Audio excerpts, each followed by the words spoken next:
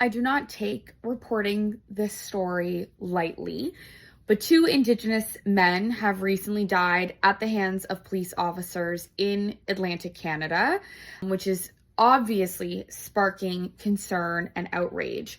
First, on January 13th, an RCMP officer shot and killed a man from the Sipekne'katik First Nation region in Nova Scotia along a highway north of Halifax.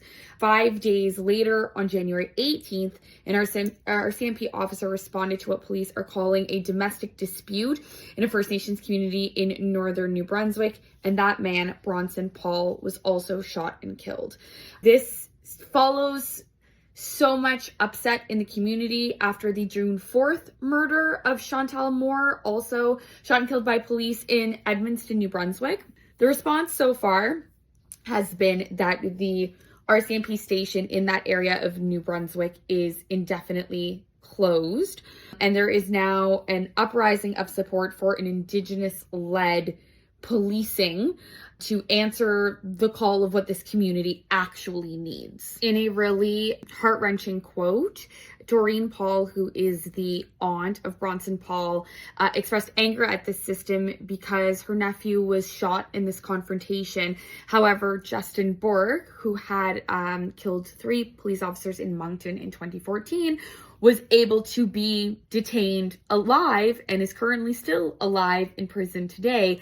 Yet there continues to be an onslaught of deaths in the Indigenous community at the hands of police. I don't like to share personal opinions often on this platform because it is news and it is supposed to be unbiased. But as a Black person from the same community, sometimes I find it really frustrating when it feels like with the murder of George Floyd, we had such a moment of civil unrest for the Black community. And sometimes I feel like that amount of care and respect and concern has not rightfully been given to the Indigenous community. It was not that long after, it was in 2020 that Chantal Moore was shot, and I never felt that Canada as a whole got as up in arms as they did about the murder of George Floyd, which is very important and a devastating life loss, but an American life lost when Chantal Moore is from the province that I am from.